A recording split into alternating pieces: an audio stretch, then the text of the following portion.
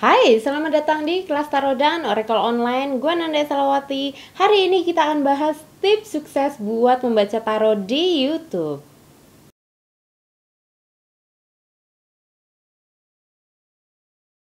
Oke, kita langsung ya. Jadi ini kayaknya in banget semua orang jadi YouTuber gitu ya kan, selama pandemi Misronces ini. Jadi buat teman-teman yang memang sudah membaca kartu tarot, bisa banget buat mulai channel YouTube buat tarot, khususnya membacanya atau memang mengajarkannya. Gue nggak yang terlalu gimana-gimana kalau ada channel baru, gue nggak ngerasa tersaingi, karena gimana juga kita bisa belajar satu sama lain gitu loh. Dan nggak telat sama sekali. Kalau orang bilang, oh di YouTube udah rame, gue udah telat, orang udah sekian million subs, nggak telat. Kapalnya aja belum jadi gitu loh ya kan. Sebelum gue ke tips dan triknya, gue perlu tekenin dulu nih, ini poin penting, penting pakai banget ya. Ini channel bukan soal loh. Jadi ini channelnya adalah tentang providing value. Kalau misalkan diterjemahkan ke bahasa Indonesia ya kurang lebih ya channel kita berfaedah lah gitu ya kan. Membawa manfaat buat orang lain, buat orang banyak, buat siapapun yang menonton channel kita. Konten kita, siapapun yang ngedengerin, yang nontonin, itu dapat manfaat dari channel kita. Ini juga bukan tentang kita. Jadi tiba kita ngomongin zodiak A gitu ya kan. Terus abis itu kita keingetan deh tuh soal si mantan kita di masa lalu gitu ya kan. Enggak. Ini nggak ada korelasinya sama si pembacanya gitu loh ya kan. Ini channel bukan tentang kita si pembaca, ini tentang audiensnya. Jadi gimana kita ngasih manfaat ke audiens kita? Providing value itu kurang lebih kayak begitulah penjelasannya ya kan. Enggak pembaca tarotnya yang baper, enggak gitu loh. Jadi kalau memang resonate, ya sudah, berarti kita memang memberikan value kepada audiens kita, nggak ada masalah. Ini bukan soal si pembacanya, ini tentang audiensnya. Dan audiens akan tetap search, bahkan subscribe ke channel YouTube lo, karena mereka mendapatkan manfaat dari konten-konten yang kita bikin gitu loh. Jadi sekali lagi, ini bukan tentang kita, ini tentang audiensnya dan gimana komunitas di YouTube channel kita ini bisa solid gitu loh. Lanjut nih ya, ini tips pertama, niche down. Oke, kalau misalkan kita ke toko buku nih, pasti kan ada tuh kategorinya atau subkategori dari buku itu, tergantung kan kode-kode perpustakaan kita mau cari buku apa, itu tentang kategori dan subkategorinya. Jadi teman-teman, niche down itu buat channel YouTube-nya, kita akan korelasinya ke sini loh. Kita mau bacain kartu tarot ini tentang apa? Apakah tentang love life saja, atau tentang karir saja, atau tentang finance saja? Kadang-kadang kita nggak bisa juga semua dicampur adukin. Enggak, kalau lo mau nangkep semua target market yang ada, lo nggak nangkep apa-apa gitu loh. Kecuali memang komunitas lo sudah solid dan beneran nungguin bacaan kartu tarot lo, itu beda ya. Kalau itu memang komunitasnya yang sudah solid. Tapi kalau misalkan kita mau ngomongin soal channel YouTube tarot yang baru dimulai, saran gue sih, ini tips yang pertama adalah niche down dulu. Lo mau baca soal apa yang kelihatannya masyarakat luas yang menonton YouTube itu butuhnya nih, lagi apa nih? Kalau misalkan tentang Valentine, semua lagi ngomongin soal love life dan semua cheesiness yang bisa diutarakan ya kan selama bulan Februari, ya udah mulai aja tentang love life gitu loh. Tapi kalau misalkan lo melihat orang-orang lagi butuhnya soal keuangan karena kondisi pandemi Misronces ini ya kan, resesi ini, well, bacalah tentang keuangan. Jadi niche down kategori dan subkategori channel YouTube-nya akan apa, itu tergantung teman-teman nyamannya di mana gitu loh. Oke? Jadi nggak yang semuanya akan membaca tentang semua hal, nggak gitu juga. Kadang-kadang komunitasnya itu solid, tapi komunitasnya juga bisa sespesifik itu. Tips yang kedua adalah tentang audio, dan ini sepengalaman kami mengelola konten di YouTube channel Queen of Swords itu, dan channel ini juga kadang-kadang ada beberapa waktu yang memang audio itu memang renyak. Ada beberapa saat misalkan ada kejadian Mercury retrograde yang memang kita berkutat dengan komunikasi, dengan sinyal tentang apalah yang tentang komunikasi, itu biasanya audio agak renyak sih gitu loh ya kan.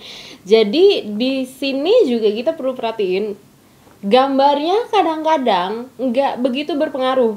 Kadang-kadang ada audiens yang memang nggak mau ngelihat tampilan muka kita, cuman pengen lihat kartu taronya aja. Nah itu nanti kita ke poin selanjutnya ya.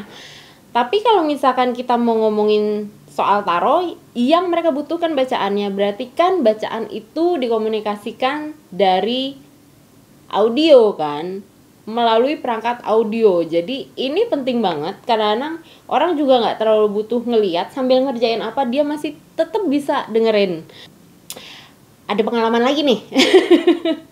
Jadi di tempat-tempat yang kurang lebih deket banget radiusnya dengan tempat peribadatan, nah itu perlu dicatat tuh jam-jam berapa yang dia tiba ada pengumuman kah, atau panggilan beribadah kah, atau memang deket-deket sekolahan yang memang tiap jam 7 pagi mungkin bunyi lonceng sekolahannya bunyi gitu ya kan. Atau bisa juga di tempat-tempat yang memang tiap sorenya ada tukang bakso lewat juga itu. Well, di channelnya Queen of Swords di rumah yang lama juga gitu. Tiap sore kalau gue recording pasti ada tukang bakso lewat atau tukang roti lah. Jadi itu environment ngaruh banget gitu loh. Dan perlu diperhatiin juga kalau misalkan nih tiba random banget ada tukang bakso lewat, tukang roti lewat, ya udah, you go with it, roll with it. Aduh, tukang bakso lewat kan, gue lagi recording ini, gimana caranya gue mau beli bakso nih, gue jadi lapar pengen beli bakso. You roll with it. Jadi apapun yang kedengeran, kalau lo bisa nyambungin aja, orang akan lebih nyaman karena lo sesantai itu, lo nggak yang sedibuat-buat itu. Kalau misalkan ada kejadian apa ya, you roll with it, jalan aja, sambungin aja pokoknya omongan kita sih. Tips yang ketiga adalah visual. Jadi ini ngaruh banget. Gue sampai nanya sama satu fotografer, jurnalis fotografi. Gue sampai nanya, gimana caranya biar ini kartu nih kan, nih tampilannya mantul kan. Nah ini gimana caranya nih? Jadi buat visual ini perlu juga teman-teman perhitungin nih.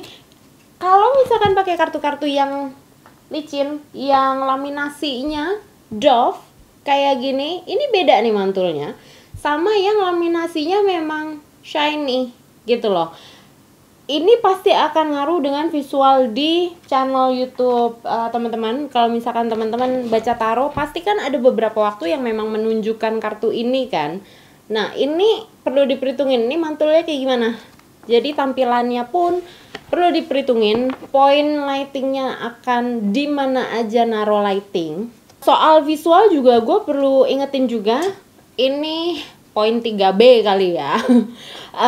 Untuk visual teman-teman juga perlu selain lightingnya, perlu tentuin dari awal teman-teman mau tampil muka atau enggak gitu loh. Karena channel gue yang Queen of Swords itu kadang-kadang masih yang baru banget ke channel itu, nggak nyaman dengan gaya penyampaian gue, kadang-kadang suka nyeletuk, kita nggak butuh muka loh, kita cuma butuh kartunya. Oh well, you do you. Tapi di channel ini, di channel gue, kalau gue mau nampilin muka gue kena endorsement, well ini channel gue. Iya kan? Jadi teman-teman perlu dari awal nyamannya kayak gimana. Kalau memang teman-teman nggak nyaman dengan tampil muka yang harus dandan, tata rias, tata rambut, ya udah berarti kan hanya shot dari atas ke bawah nih, kameranya yang dari atas nangkepnya gambar yang ke bawah ke arah kartunya.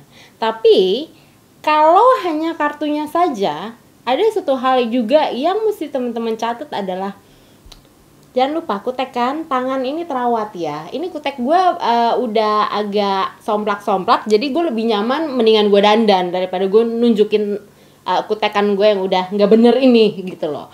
Jadi ini tergantung teman-teman mau kayak gimana tampilannya, dan masing-masing orang pasti akan beda gitu loh ya kan. Setelah kita udah nentuin mau head talk atau b-roll yang ke bawah shotnya, ini kita perlu tentuin juga. Kalau memang mau head talk kayak gini, berarti kan setengah badan nih, mau setengah badan, seluruh badan, dia terserah lah gitu ya kan. Itu channel lo sendiri. Kita perlu juga ngasih gesture yang sesuai dengan kepribadian kita. Kalau misalkan gue kayak gini ya, well gue guru TK dulunya, jadi ya meriah kayak begini ya, kayak berasa ngomong kayak anak TK aja gitu loh. Jadi berasa ngomong kayak guru TK lagi di kelas, ya well gue meriah, oh well gitu loh ya kan, ya udahlah gitu loh. Cuma kalau misalkan gesture teman-teman nggak kayak gini, ya sudah sesuai dengan kepribadian teman-teman aja. Jadi nggak yang kelihatan banget dipaksain, karena gimana juga audiens pasti akan ngelihat itu dari lensa kamera teman-teman. Jadi gue harap teman-teman walaupun memang di depan kamera, gue berharap teman-teman juga tetap menjadi diri sendiri. Nggak perlu juga dimaksain jadi orang lain. Kalau memang teman-teman kepribadiannya nggak kayak gitu, ya udah, ya jadi diri lo sendiri aja gitu, jangan nyusahin diri sendiri gitu ya kan. Dan ini juga korelasinya tentang gesture, auranya teman-teman akan keluar atau enggak. Dan eye contact pasti itu ngaruh juga. Kadang-kadang kita ngeliatin yang tampilan di viewfindernya gitu kan, enggak eye contact nih gue nih. Tapi kalau misalkan gue ngeliat ke kamera, lensa kameranya, memang ini eye contact dengan audience lo gitu. Jadi gesture ini ngaruh gitu loh. Gimana cara pembawaan teman-teman sesuai dengan kepribadiannya masing-masing, dan tetap eye contact, tetap memberikan perhatian ke audiensnya. Jadi nggak melulu ngeliatin viewfindernya di situ, jereng ya kan matanya. Nah nggak enak kan, enakan begini kan. Nah kurang lebih kayak gitu ya.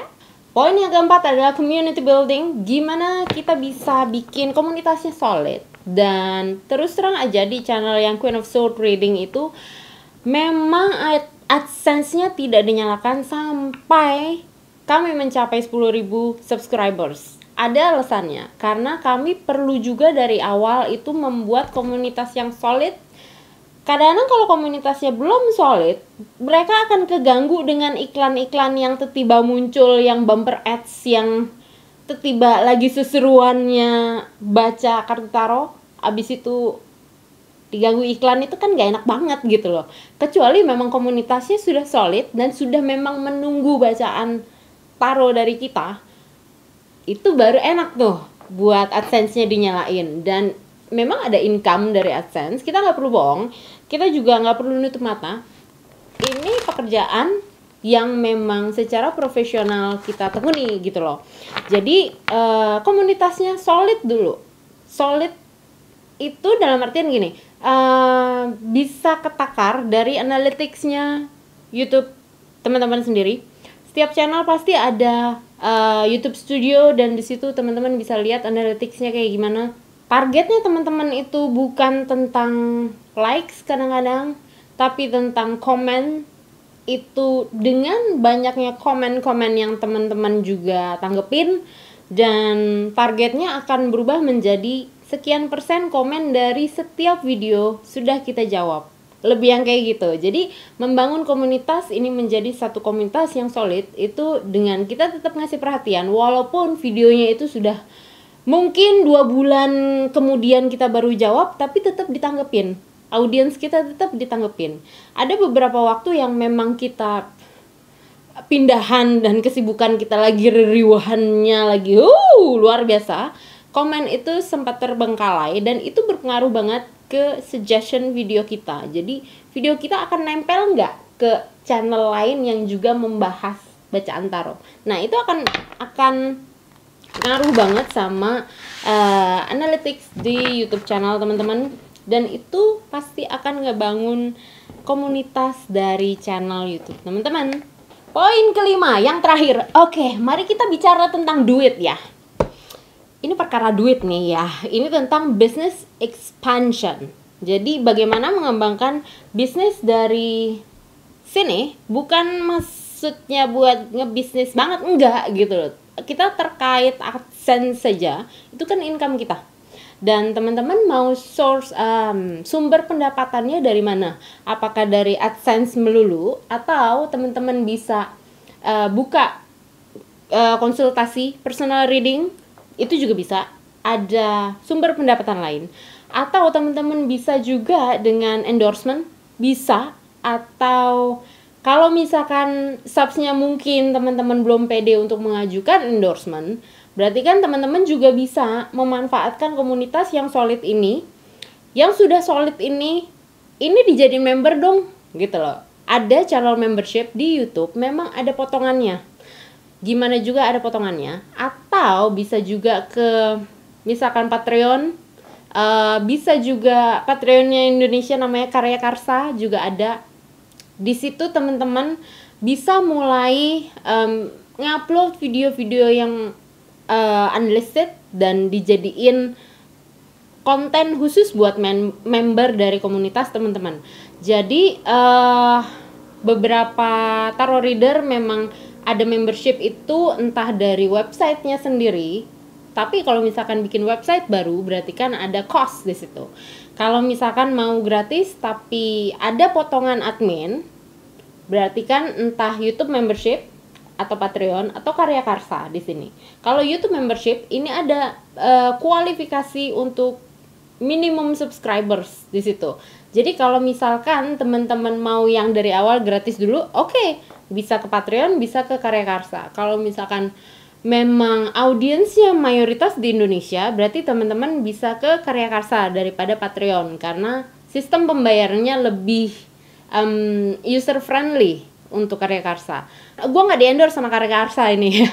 Cuman kalau misalkan memang audiensnya kebanyakan di luar negeri, berarti mereka akan nyaman dengan Patreon. Oke, jadi tergantung nih kalau misalkan teman-teman adanya di mana dan audiensnya adanya di mana nih domisilinya. Pasti ada geografiknya.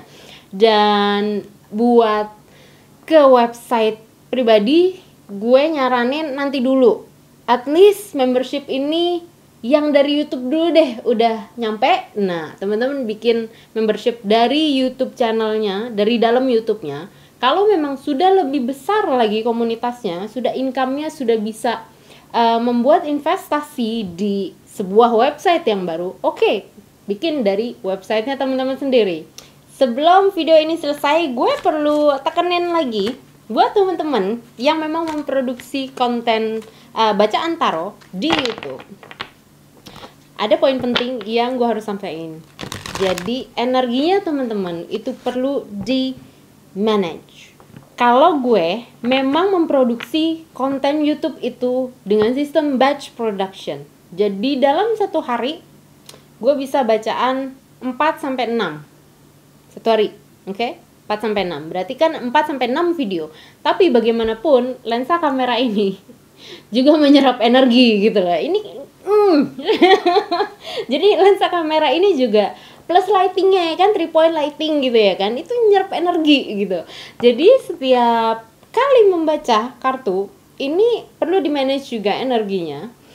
Kalau misalkan belum sebegitunya untuk meluangkan satu hari untuk libur khusus buat bikin konten, ya bisa mungkin sambil lalu. Tapi korelasinya ini gimana nih tampilannya yang tadi kita udah bahas ya kan. Kalau memang mau sistem produksinya dengan batch production, jadi setiap sekian lama membaca sekian bacaan untuk produksi kontennya. Jadi perlu banget direncanain dengan matang. Oke, segitu dulu video kita kali ini. See you next time.